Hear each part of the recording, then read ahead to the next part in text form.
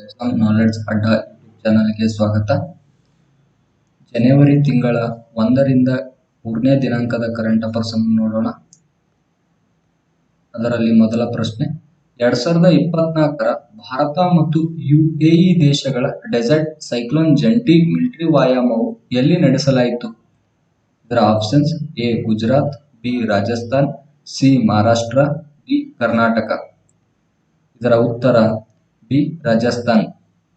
ಇತ್ತೀಚೆಗೆ ಭಾರತ ಮತ್ತು UAE ದೇಶಗಳು ಜಂಟಿ ಮಿಲಿಟರಿ ವ್ಯಾಯಾಮವಾದ ಡೆಸರ್ಟ್ ಸೈಕ್ಲೋನ್ ಅನ್ನು ಜನವರಿ 2ರಿಂದ 15ರವರೆಗೆ ರಾಜಸ್ಥಾನದಲ್ಲಿ ನಡೆಸಲಾಗುತ್ತಿದೆ. ಅದೇ ರೀತಿ ಭಾರತ ಮತ್ತು UAE ದೇಶಗಳ ನಡುವಿನ ಇದೊಂದು ರಕ್ಷಣಾ ಸಂಬಂಧವನ್ನು ಬಲಪಡಿಸುತ್ತದೆ. ಅದೇ ರೀತಿ ಈ ರಕ್ಷಣಾ ಸಂಬಂಧವನ್ನು ಬಲಪಡಿಸುವುದಲ್ಲದೆ ಪ್ರಾದೇಶಿಕವಾಗಿಯೂ ಕೂಡ ಶಾಂತಿ ಮತ್ತು ಭದ್ರತೆಯನ್ನು ಬೆಳೆಸುವ ಒಂದು ವಿಶಾಲ ಗುರಿಗೆ ಇದೊಂದು ಕೊಡುಗೆ ನೀಡುತ್ತದೆ. ನೆಕ್ಸ್ಟ್, ಈ ಡೆಸರ್ಟ್ ಸೈಕ್ಲೋನ್ ವ್ಯಾಯಾಮವು ಮೊದಲ ಆವೃತ್ತಿ ಪ್ರಾರಂಭವಾಗಿದ್ದು 2008ರಿಂದ ಪ್ರತಿ ವರ್ಷವೂ ನಡೆಸಲಾಗುತ್ತದೆ. ಇದು 2008ರಿಂದ ನಡೆದ ಸ್ಥಳ UAE. ಅದೇ ರೀತಿ ಭಾರತ ಮತ್ತು UAE ದೇಶಗಳು ನಡೆಸುವ ಇನ್ನು ಇತರೆ ಮಿಲಿಟರಿ ವ್ಯಾಯಾಮಗಳು, ಒಂದು ಡೆಸರ್ಟ್ ಈಗಲ್ 2, ಮತ್ತೊಂದು ಡೆಸರ್ಟ್ ಫ್ಲಾಗ್.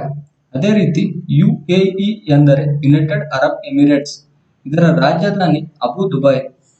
ವಿಶ್ವದಲ್ಲಿ ಮೊದಲ ಬಾರಿಗೆ ಭಾರತವು UAE ದೇಶಕ್ಕೆ ಕಚ್ಚಾ ತೈಲವನ್ನು ಖರೀದಿಸಲು ಮೊದಲ ಬಾರಿಗೆ ರೂಪಾಯಿಯಲ್ಲಿ ಪಾವತಿ ಮಾಡಿದೆ.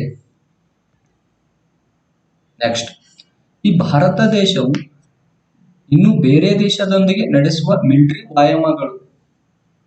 ನೆಕ್ಸ್ಟ್, ಅದರಲ್ಲಿ ಸಂಪ್ರೀತಿಯು ಬಾಂಗ್ಲಾದೇಶದೊಂದಿಗೆ, ಮಿತ್ರ ಶಕ್ತಿ ಶ್ರೀಲಂಕಾದೊಂದಿಗೆ, ಮೈತ್ರಿ ಥೈಲ್ಯಾಂಡ್ನೊಂದಿಗೆ, ಸಿನ್ನು ಮೈತ್ರಿ ಜಪಾನ್ದೊಂದಿಗೆ, ವಜ್ರ ಪ್ರಹಾರ USA ಶಕ್ತಿ ಫ್ರಾನ್ಸ್ ದೇಶದೊಂದಿಗೆ, ಗರುಡ ಶಕ್ತಿ ಇಂಡೋನೇಷ್ಯಾದೊಂದಿಗೆ, ಇಕ್ವೇರಿನ್ ಮಾಲ್ಡೀವ್ಸ್ ದೇಶದೊಂದಿಗೆ. ನೆಕ್ಸ್ಟ್, 2ನೇ ಕ್ವಶನ್, DRDO ಸ್ಥಾಪನೆಯಾದ ವರ್ಷ ಯಾವುದು? ಇದರ options: A 1969, B 1958, C 1961, D 1964. ಇದರ ಉತ್ತರ 1958. ಇತ್ತೀಚೆಗೆ DRDO ಜನವರಿ 1, 2024ರಂದು DRDO ಸ್ಥಾಪನೆಯಾಗಿ 66 ವರ್ಷವಾಗಿದ್ದು, ಇತ್ತೀಚೆಗೆ ಇದರ 66ನೇ ವಾರ್ಷಿಕೋತ್ಸವವನ್ನು ಆಚರಿಸಿಕೊಂಡಿತ್ತು. ಈ DRDO ಭಾರತ ದೇಶದ ರಕ್ಷಣೆಗೋಸ್ಕರ ಏರೋನಾಟಿಕ್ಸ್ ಮತ್ತು ಶಸ್ತ್ರಾಸ್ತ್ರಗಳು, ಎಲೆಕ್ಟ್ರಾನಿಕ್ಸ್ ಮತ್ತು ಭೂ ಯುದ್ಧ ಎಂಜಿನಿಯರಿಂಗ್, ಜೀವ ವಿಜ್ಞಾನ ವಸ್ತುಗಳು, ಕ್ಷಿಪಣಿಗಳು ಮತ್ತು ನೌಕಾ ವ್ಯವಸ್ಥೆಗಳಂತ ವಿವಿಧ ರೀತಿಯ ರಕ್ಷಣಾ ತಂತ್ರಜ್ಞಾನಗಳನ್ನು ಅಭಿವೃದ್ಧಿಪಡಿಸುತ್ತದೆ. ನೆಕ್ಸ್ಟ್, ಈ DRDO ಕುರಿತು, ಈ DRDO ಎಂದರೆ defence research and development organisation. ಇದು ಸ್ಥಾಪನೆಯಾಗಿದ್ದು 1958 ಜನವರಿ 1. ಇದರ ಕೇಂದ್ರ ಕಚೇರಿಯು ನವದೆಹಲಿಯಲ್ಲಿದೆ. ಇದರ ಪ್ರಸ್ತುತ ಅಧ್ಯಕ್ಷರು ಸಮೀರ್ ವಿ ಕಾಮತ್. ಈ DRDO ಒಂದು ರಕ್ಷಣಾ ಸಚಿವಾಲಯದಡಿಯಲ್ಲಿ ಕಾರ್ಯನಿರ್ವಹಿಸುತ್ತದೆ. ನೆಕ್ಸ್ಟ್, ಈ DRDO ಅಭಿವೃದ್ಧಿಪಡಿಸಿದ ಕ್ಷಿಪಣಿಗಳು. ಇದರಲ್ಲಿ ಮೊದಲನೆಯದಾಗಿ ಭೂಮಿಯಿಂದ ಭೂಮಿಗೆ ಜಿಗಿಯಬಲ್ಲ ಕ್ಷಿಪಣಿಗಳಾದ ಅಗ್ನಿ ಮತ್ತು ಪೃಥ್ವಿಯ ಸರಣಿಗಳನ್ನು ಅಭಿವೃದ್ಧಿಪಡಿಸಿದೆ. ಮತ್ತು ಭೂಮಿಯಿಂದ ಆಕಾಶಕ್ಕೆ ಜಿಗಿಯಬಲ್ಲ ಕ್ಷಿಪಣಿಗಳಾದ ತ್ರಿಶೂಲ ಮತ್ತು ಆಕಾಶ ಪ್ರಳಯ ಎಂಬ ಕ್ಷಿಪಣಿಗಳನ್ನು ಅಭಿವೃದ್ಧಿಪಡಿಸಿದೆ. ಅದೇ ರೀತಿ ಆಕಾಶದಿಂದ ಆಕಾಶಕ್ಕೆ ಜಿಗಿಯಬಲ್ಲ ಕ್ಷಿಪಣಿಯಾದ ಅಸ್ತ್ರವನ್ನು ಅಭಿವೃದ್ಧಿಪಡಿಸಿದೆ. ಅದೇ ರೀತಿ ರಷ್ಯಾದ ಸಹಯೋಗದೊಂದಿಗೆ DRDO ಬ್ರಹ್ಮೋಸ್ ಎಂಬ ಕ್ರೂಸ್ ಕ್ಷಿಪಣಿಯನ್ನು ಅಭಿವೃದ್ಧಿಪಡಿಸಿದೆ. ಅದೇ ರೀತಿ ಕ್ಷಿಪಣಿಗಳನ್ನು ಪರೀಕ್ಷಿಸುವ ಒಂದು ಸ್ಥಳ ವಿಲ್ಲಾರ್ ದ್ವೀಪ. ಇದನ್ನು ಅಬ್ದುಲ್ ಕಲಾಂ ದ್ವೀಪವೆಂದು ಕೂಡ ಕರೆಯಲಾಗುತ್ತದೆ. ನೆಕ್ಸ್ಟ್, 3ನೇ ಕ್ವಶನ್, ವಿಶ್ವದ ಅತ್ಯುತ್ತಮ ಕಾರ್ಯಕ್ಷಮತೆಯಲ್ಲಿ ಭಾರತದ ಯಾವ ಏರ್ಪೋರ್ಟ್ಗಳು ಸ್ಥಾನ ಪಡೆದಿವೆ? ಇದರ ಆಪ್ಷನ್ಸ್: ಎ ದಿಲ್ಲಿ ಮತ್ತು ಕೊಚ್ಚಿ, ಬಿ ಗಾಂಧಿನಗರ ಮತ್ತು ಕೋಲ್ಕತ್ತಾ, ಸಿ ಹೈದರಾಬಾದ್ ಮತ್ತು ಬೆಂಗಳೂರು, ಡಿ ವಾರಾಣಸಿ ಮತ್ತು ಜೈಪುರ. ಇದರ ಉತ್ತರ ಸಿ ಹೈದರಾಬಾದ್ ಮತ್ತು ಬೆಂಗಳೂರು. ಇತ್ತೀಚೆಗೆ ಏವಿಯೇಷನ್ ಅನಾಲಿಟಿಕ್ಸ್ ಸಂಸ್ಥೆಯಾದ ಸಿರಿಯಂ ಸಂಸ್ಥೆಯು ಒಂದು ಅಧ್ಯಯನ ನಡೆಸಿದ ಸಮಯೋಚಿತ ಮತ್ತು ಕಾರ್ಯಕ್ಷಮತೆಯ ಪರಿಶೀಲನೆಯಲ್ಲಿ ಮತ್ತು ಸಮಯ ಪಾಲನೆಯಲ್ಲಿ ಹೈದರಾಬಾದ್ ಮತ್ತು ಬೆಂಗಳೂರು ವಿಮಾನ ನಿಲ್ದಾಣಗಳು 2 ಮತ್ತು 3ನೇ ಸ್ಥಾನವನ್ನು ಪಡೆದುಕೊಂಡಿವೆ. ಇದರಲ್ಲಿ ಮೊದಲನೇ ಸ್ಥಾನವನ್ನು ಎರಿಕಾದ ಮಿನಿಯಾಪೋಲಿಸ್ನ ಪಾಲಿನ್ ಎಂಬ ಅಂತಾರಾಷ್ಟ್ರೀಯ ವಿಮಾನ ನಿಲ್ದಾಣವು ಮೊದಲನೇ ಸ್ಥಾನ ಪಡೆದುಕೊಂಡಿತ್ತು. ನೆಕ್ಸ್ಟ್ ಅದೇ ರೀತಿ ವಿಮಾನದ ಕುರಿತು ಭಾರತದಲ್ಲಿ ವಿಮಾನ ಸ್ಥಾಪನೆಯಾಗಿದ್ದು 1911ರಲ್ಲಿ ಮೊದಲ ಬಾರಿಗೆ ಉತ್ತರ ಪ್ರದೇಶದ ಅಲಹಾಬಾದ್ನಿಂದ ಐನಿಯವರೆಗೆ ಮೊದಲ ಸಂಚಾರವನ್ನು ಸಂಚರಿಸಿತ್ತು. ಅದೇ ರೀತಿ ಕರ್ನಾಟಕ ಮೊದಲ ಸಂಚರಿಸಿದ್ದು 1932ರಲ್ಲಿ ಬಳ್ಳಾರಿಯಲ್ಲಿ ಸಂಚರಿಸಿತ್ತು.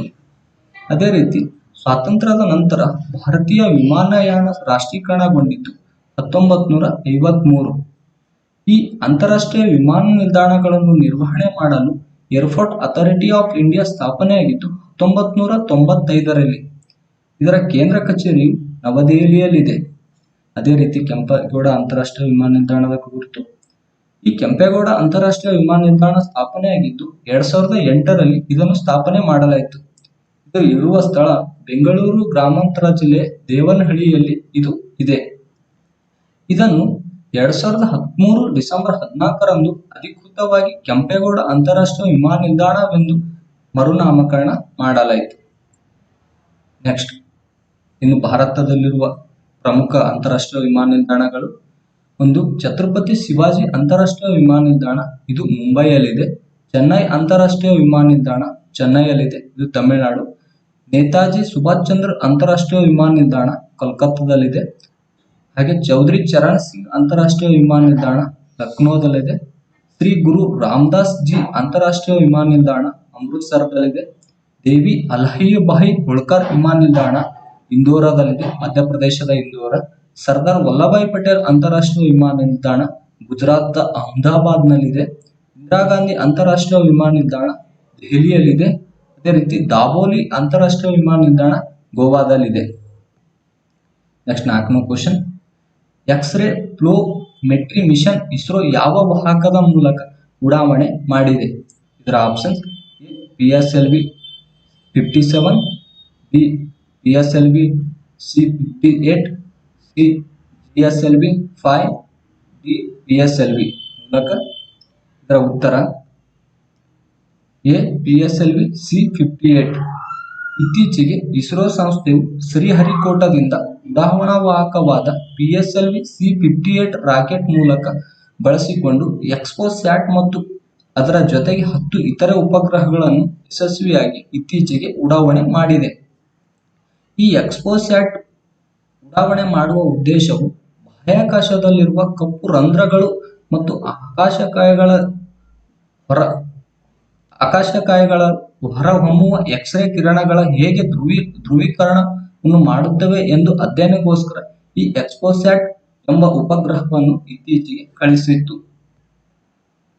ಈ ಎಕ್ಸ್ಪೋಸ್ಯಾಟ್ ಅನ್ನು ಒಂದು ಉಪಗ್ರಹವನ್ನು ಅಭಿವೃದ್ಧಿಪಡಿಸಿದ ಸಂಸ್ಥೆ ರಾಮನ್ ಸಂಶೋಧನಾ ಸಂಸ್ಥೆ. ಈ ರಾಮನ್ ಸಂಶೋಧನಾ ಸಂಸ್ಥೆ ಸ್ಥಾಪನೆಯಾಗಿದ್ದು 1948ರಲ್ಲಿ.